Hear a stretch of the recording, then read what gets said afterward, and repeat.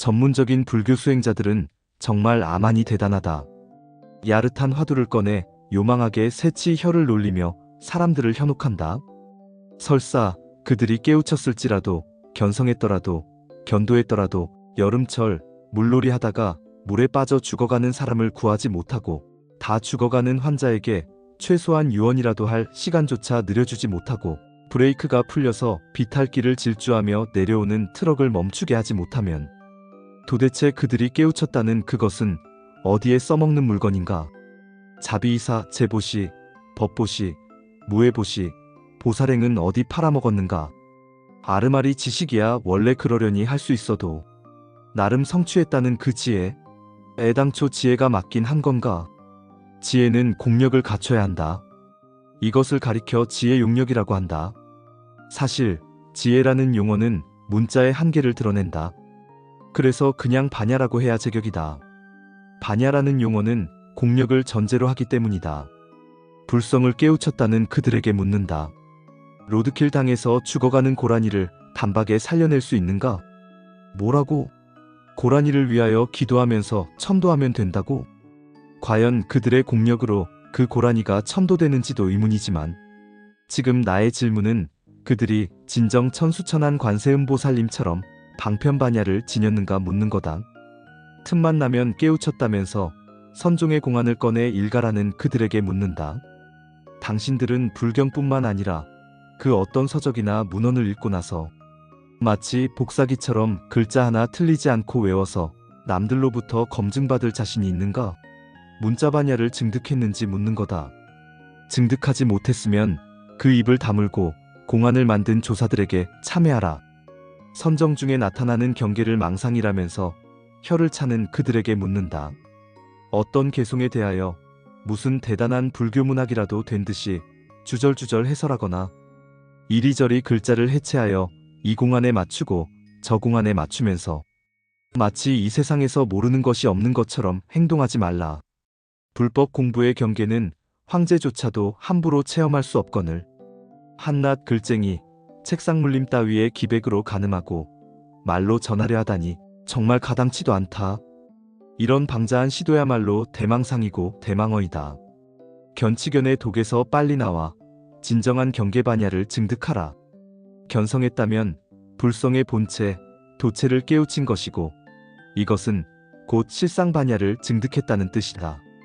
바로 이 실상반야를 통하여 나머지 반야들이 수행으로서 구체적으로 증득되어 나올 것이니, 만약 그들이 이처럼 방편반야, 문자반야, 경계반야를 증득하지 못했다면 단연컨대 그들은 견성, 견도하지 못했다.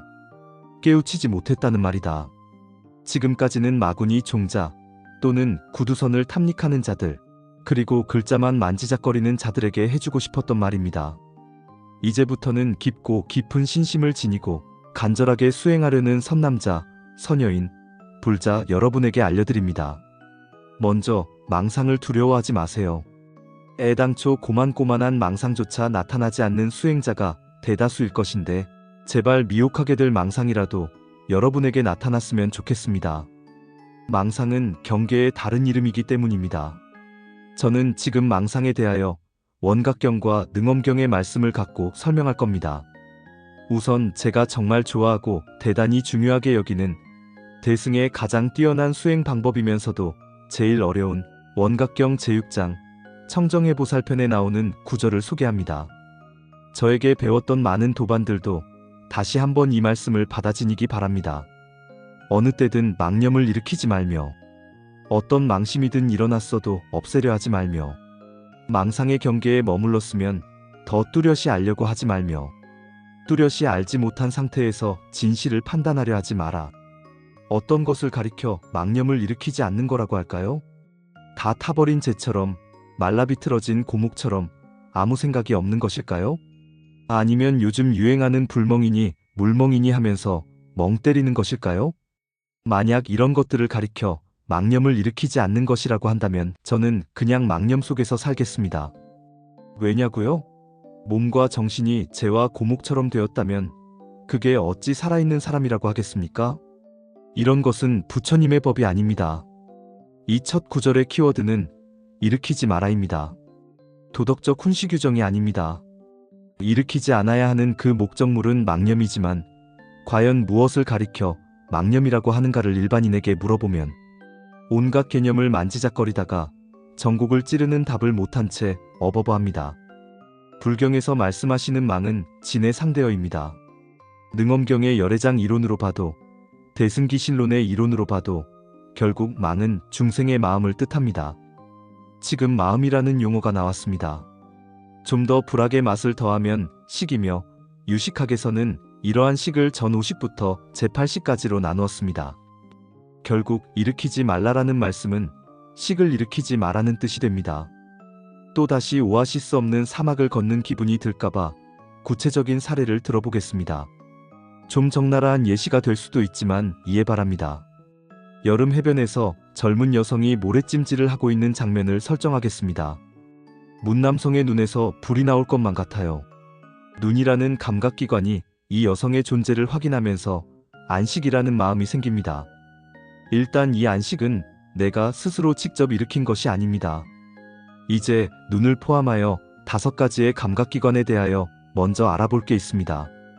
여러분도 알다시피 이들 감각기관은 늘 작용하는 게 아닙니다.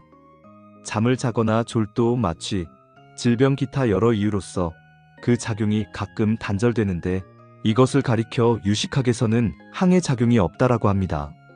한편 감각기관은 비록 사물에 대하여 생각하고 헤아리지만 아주 자세하게 하지는 못합니다. 이것을 가리켜 심해 작용이 없다라고 합니다. 그래서 감각기관인 전오식을 항심구무로서의 식이라고 합니다.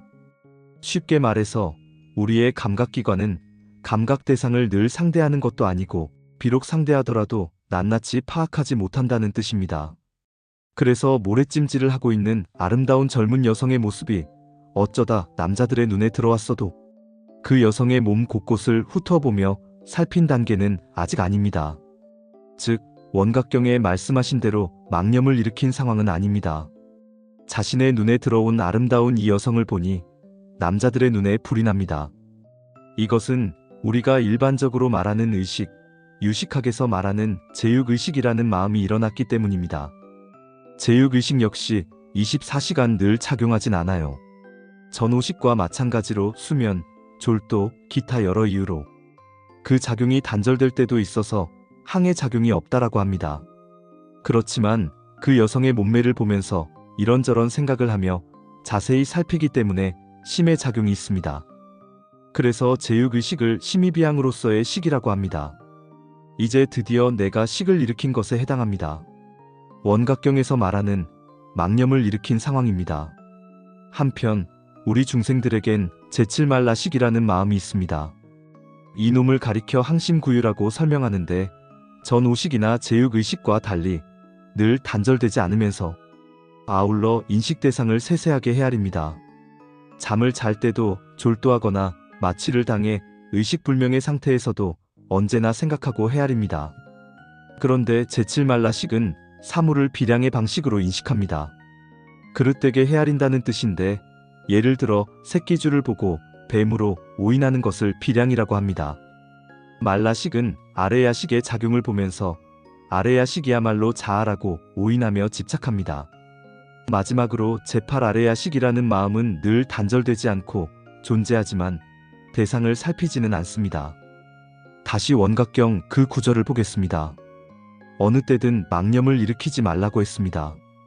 전오식은 내가 일으킨 마음이 아닙니다. 제육의식은 내가 일으킨 마음입니다. 즉 내가 일으킨 망념입니다. 제7말라식과 제8아레야식은 늘 존재하므로 내가 일으킨 마음 자체는 아닙니다. 결국 원각경에서 일으키지 말라는 그 망념은 제육의식입니다.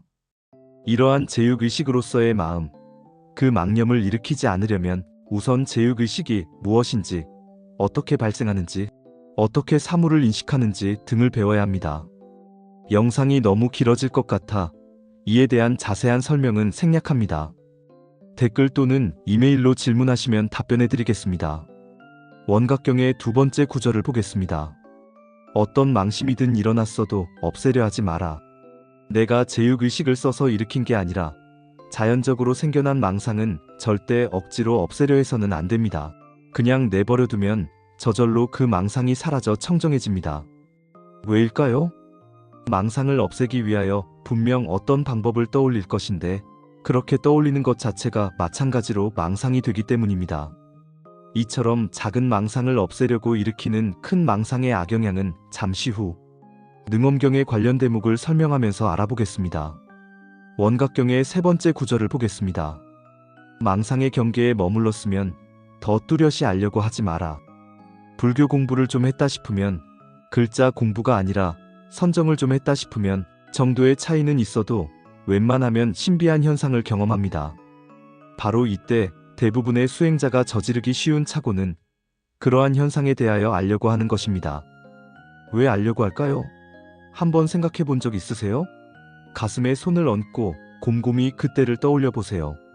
분명 알 수 없는 경계에 대하여 감당하기 어려울 만큼의 두려움이 몰려왔기 때문이지 않나요? 그래서 이 두려움을 해결하고 싶은데 도무지 무엇을 어디부터 대처할지 모르니 이놈의 현상과 경계를 낱낱이 따져서 뚜렷이 알려고 합니다. 사실 이렇게 하면 할수록 뚜렷이 알면 알수록 더 큰 망상을 지은 겁니다. 그래서 이런 뻘짓을 가리켜 대망상이라고 해요. 이 역시 잠시 후 능엄경에 관련 대목을 설명하면서 알아보겠습니다. 이제 원각경의 마지막 구절을 보겠습니다. 뚜렷이 알지 못한 상태에서 진실을 판단하려 하지 마라. 이 구절에서 말하는 판단은 분별을 뜻합니다. 비유하면 깜깜한 한밤중에 안개마저 자욱하여 사물을 변별할 수 없는 상황에서 더듬더듬 손에 잡히는 것을 쥐꼬리라고 판단하여 그 꼬리를 세게 잡고 던지려다가 코끼리의 발에 밟혀 죽을 수도 있습니다. 사실 선정에 깊이 들어가면 정말이지 뚜렷이 알지 못하는 상태가 나타납니다. 이런 상황에 대하여 대부분의 수행자들은 아직은 정멸의 상태에 이른 것이 아닌데 뭐지? 라는 번뇌를 스스로 만들어냅니다. 그러다가 자신이 뭔가 크게 잘못되어 완공이 아닌가 하여 두려워하지만 무슨 까닭인지 그 선정의 경계에서 나오질 못합니다. 그 까닭은 잠시 후 능엄경에 관련 대목을 설명하면서 알아보겠지만 미리 보기 차원에서 살짝 알려드리면 그 경계에서 벗어나려고 온갖 방편을 쓰다가 더 큰 환상에 빠졌기 때문입니다. 원각경의 말씀처럼 그냥 분별심을 일으키지 않으면 될 것을 이렇게 더하고 저렇게 빼면서 허둥댑니다. 상황이 이쯤 되면 수행자의 지수와 풍사대가 요동치면서 자칫 주화인마가 발동합니다. 그러다가 죽음에 이르거나 미쳐버린 도반들을 저는 꽤나 보았습니다. 여기까지가 망상, 망념에 대한 원각경의 큰 가르침이었습니다. 이제 수중 과정에서 나타나는 구체적이고 현실적인 망상에 대한 능엄경의 말씀을 알아보겠습니다. 배움에 있어 정상적인 순서를 고집한다면 먼저 무엇을 가리켜 진이라 하고 망이라 하는지 결정하여 그것을 미린으로 삼으라고 하신 능엄경의 견도분부터 설명해야 하지만 대부분의 학인들이 이 부분을 대단히 어려워하다가 끝내는 실증을 내면서 포기합니다. 그래서 망상을 견도 차원에서 알아보는 것은 뒤로 미루고 지금은 구체적으로 망상이 어떻게 나타나고 어떻게 대처하는지 알려주는 능엄경 권십의 50종류 마군이 경계를 먼저 정리해드리겠습니다. 능엄경에서 50종류의 마군이 경계를 설명하신 목적을 알아야 합니다. 첫째는 마군이 경계가 어떤 것이고 어떻게 작용하는지 자세하게 분별하기 위한 목적이 있습니다. 둘째는 그 마군이 경계로서 사특하게 되어 행여나 잘못될 수 있는 것을 깊이 방지하기 위한 목적이 있습니다. 첫 번째의 목적을 위하여 능엄경에서는 색수상행식이라는 오운을 오음이라고 하면서 이들 오음 각각마다 10개씩의 마군이 경계를 설정하여 모두 50종류로 나누었습니다. 또한 오음 각각 10개씩의 경계를 개별적으로 설명하기 전에 먼저 구우라고 해서 예컨대 세금구우에서는 이런 경계가 나타나고 수음구우에서는 저런 경계가 나타나는 식으로 5가지의 구우를 알려줍니다. 구우는 다른 것과 구별되는 개별적 영역을 뜻합니다. 능엄경은 다른 경전과 달리 수중에 대하여 매우 상세하고 구체적으로 알려주고 있습니다. 그래서 색수상행식이라는 오음의 5개 구우마다 그런 경계가 나타나는 근본 원인을 명확하게 정의하고 있는데 그 원인의 공통점은 모두 다 망상이라는 데 있습니다. 그러니까 세금구우부터 시금구우까지 선정 가운데 나타나는 경계는 모두 망상이라는 뜻입니다. 다만 5개 각각의 망상에 대하여 각각 다른 이름을 사용하고 다르게 작용하는 모습을 상세하게 나누었습니다. 이 대목에서 주의해야 합니다. 능엄경에서는 이런 망상을 없애라는 말씀도 없고 원각경의 표현처럼 없애지 말라는 말씀도 없습니다. 그 까닭이 무엇일까요? 망상은 나쁜 게 아닌가요? 바로 이 대목에서 구체적인 수행, 나아가 수중을 경험하지 못한 글쟁이들 또는 구두선 중생들이 입만 나불거리며 망상이야, 망상이야 쯧쯧하면서 암안에 빠져 있음을 우리 신심 깊은 학인들은 알아차려야 합니다. 그들을 주의 깊게 살펴서 절대로 맹신하지 마세요. 그들은 가짜 선지식입니다. 어쩌면 그들이야말로 대망상에 빠진 마구니이거나 마구니 권속일 수 있습니다. 망상에 대한 이 영상에서의 설명은 견도 측면이 아니라 수중 측면입니다. 선정을 하다 보면 세금 영역에서 나타나는 신비한 현상이 있고 마지막엔 시금 영역에서 나타나는 현상까지 능엄경에서는 이런 현상을 마구니 경계라고 하였습니다. 하지만 이어지는 능엄경의 다른 내용을 보면 이런 각각의 경계가 현재 실시간으로 마구니 경계인 것이 아니라 자칫 잘못하여 마구니 경계로 확정될 수 있다는 것을 말씀하신 겁니다. 이게 무슨 뜻일까요? 지금 당장은 네가 마구니도 아니고 마구니 권속도 아니지만 한 생각 잘못하고 한 몸 잘못 움직이면 너는 마구니의 유혹을 받아 마구니도 되고 마구니 권속도 될 수 있음을 경계하신 겁니다. 지금 당장은 네가 마구니도 아니고 마구니 권속도 아니지만이라는 표현은 선정 중에 맞닥뜨리는 경계 자체를 가리킵니다. 이러한 경계에 대하여 능엄경에서는 세금구우에서의 경계를 좋은 경계라고 하였습니다. 좋은 경계이므로 수행자들은 세금 영역에서의 선정 중에 반드시 이런 경계가 나타나야 합니다. 만약 이런 경계를 망상이라면서 비난하는 자가 있다면 장담컨대 그는 학은기이거나 책상물림이거나 어쩌면 마구니 종자일 수 있습니다. 다시 한번 강조합니다. 이 경계가 망상인 건 맞지만 이런 경계가 나타나야 합니다. 능엄경의 견도분을 공부했으면 짐작하겠지만 망이 곧 진이므로 망상으로서의 경계가 나타났다면 진상으로서의 경계 역시 나타난 셈입니다. 그래서 좋은 경계라고 능엄경에서 표현했던 겁니다. 관전 포인트는 이런 좋은 경계를 마구니 경계로 바뀌게 하는 수행자의 잘못이 있었는지 여부입니다. 세금 영역에서의 선정 중에 나타나는 좋은 경계가 마구니 경계로 바뀌게 하는 단초는 수행자가 이런 경계를 접하고는 자신이 드디어 성인이 되었다고 생각하는 데 있습니다. 원각경의 표현에 따르면 망상을 일으킨 것에 해당합니다. 그 결과 그 수행자는 마구니의 유혹을 받게 된다고 능엄경에서 말합니다. 수음 영역에서의 선정 중에 나타나는 경계에 대해서 능엄경은 이런 경계가 무엇을 의미하는지 깨달으면 허물이 없어지고 이런 깨달음이 오랫동안 지속되면 그런 경계가 저절로 사라진다고 하였습니다. 원각경의 표현에 따르면 망상을 없애려 하지 않는 것에 해당합니다. 망상임을 알고 난 후 일정한 시간이 지나면 저절로 없어지니까요. 나머지 상음, 행음, 시금 영역에서의 선정 중에 나타나는 경계 역시 기본적으로는 세금과 수음 영역에서의 경계와 마찬가지로 망상에서 비롯된 것이며 그것이 망상임을 알고 원각경의 말씀처럼 그 망상에 대하여 올바르게 대처하면 허물도 짓지 않고 오히려 더 크게 증득합니다. 이제 망상이라는 글자에 대하여 올바른 견지가 생겼나요? 제가 정리해 볼게요. 첫째, 선정 중에는 반드시 일정한 경계가 나타나야 합니다. 둘째, 그 경계가 망상으로 말미암은 것을 깨달아야 합니다. 셋째, 그 경계가 망상임을 알았으면 그 경계에 대하여 자세히 알려고 하면 안 됩니다. 저절로 없어지니까요. 넷째, 그 경계에 미혹하여 자신이 대단한 존재가 되었다는 생각을 일으키면 안 됩니다. 대망상에 해당하기 때문입니다. 대망상을 일으키면 무간지옥에 떨어집니다. 망상에 관하여는 더 많은 것을 알아야 합니다. 예컨대 세금에서의 경계는 견고망상이고 수음에서는 허명망상, 상음에서는 융통망상, 행음에서는 유운망상, 시금에서는 전도망상입니다. 지금은 이에 대한 자세한 설명을 생략하고 다른 영상에서 개별적으로 알려드리겠습니다. 마지막으로 반드시 짚고 넘어가야 할 것이 있습니다. 제가 몇 번이나 강조하는 가짜 선지식들에 관한 것입니다.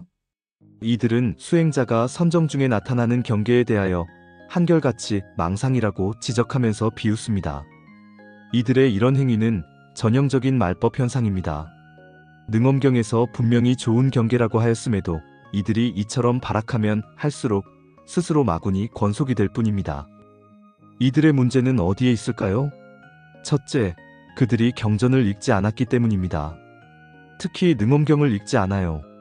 설사 읽었어도 한글 번역본이었다면 한글의 단점을 간과했을 겁니다.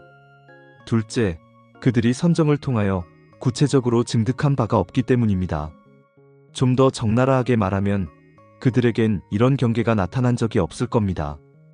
경계가 나타나지 않은 까닭은 많이 있습니다. 선정을 하는 방법과 절차가 잘못되었거나 문제를 해결할 대치법 등의 방편에 어둡기 때문입니다. 유가사지론이라는 논서가 있습니다. 이 논서는 미륵보살이 강설한 것을 무착이 기록한 것인데 유식유가 행파와 법상종의 가장 중요한 문헌입니다. 이 논서에 의하면 선정 중에 수행자의 눈앞에 경계가 나타나야 한다고 했습니다. 왜 그럴까요? 경계가 나타나지 않으면 무심지에 떨어진다고 해요.